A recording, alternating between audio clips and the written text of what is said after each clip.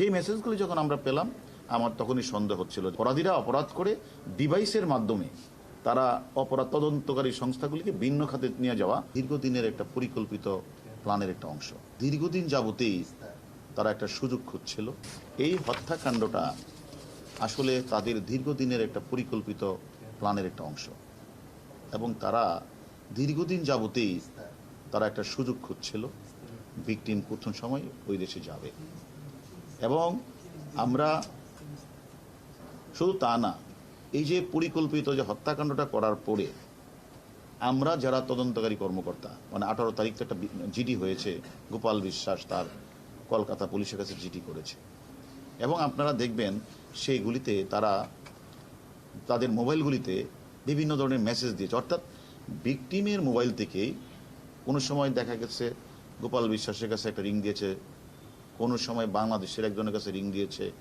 কোনো সময় বিহার থেকে রিং দিয়েছে, এবং কলকাতা যে নাম্বার থেকেও রিং দিয়েছে। এবং অর্থাৎ তারা বোঝাতে চেয়েছে যে ভিকটিম কিন্তু এখনও ঠিক আছে, এবং সে সর্বশেষ একটা মেসেজ পাঠিয়েছে, মানে 18 তারিখের পরে মেসেজটা ছিল এরকম যে আমি দিল্লি যাচ্ছি, আমি দিল্লির স্বরাষ্ট্রমন্ত্রী অমিত শাহের সাথে আমার সাক্ষাৎ হবে, এবং মাননীয় আমাদের দেশের প্রধানমন্ত্রী যাবে সেখানে তার মন্ত্রী পাওয়ার বিষয় নিয়ে কথা হবে। সেই মেসেজগুলি যখন আমরা পেলাম, আমার তখনই সন্দেহ হচ্ছিল যে এরা আসলে মানে অপরাধীরা অপরাধ করে ডিভাইসের মাধ্যমে তারা অপরাধ তদন্তকারী সংস্থাগুলিকে ভিন্ন খাতে নিয়ে যাওয়া, এবং তারা যখন তাদের নাম গন্ধ যেন না থাকে, নিশানা না থাকে, সে কারণে কোনো সময় তারা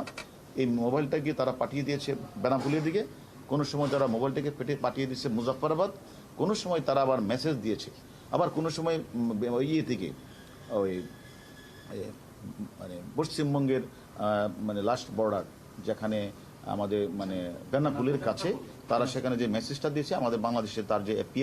তার পিএস এবং আরও অনেকের কাছে তারা মানে টেলিফোনটা করেছে। টোটাল উদ্দেশ্য ছিল একদিকে লাশটি গুম করা, অস্তিত্ব যেন কখনো না পাওয়া যায়, আরেকটা উদ্দেশ্য ছিল তদন্তকারীরা যেন কোনো ডিভাইস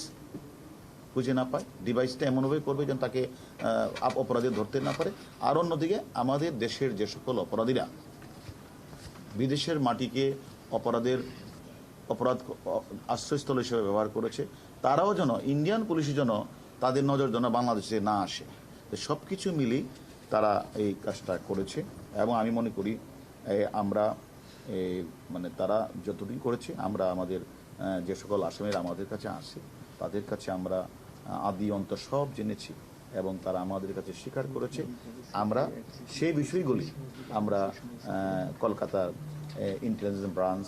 এসটিএফ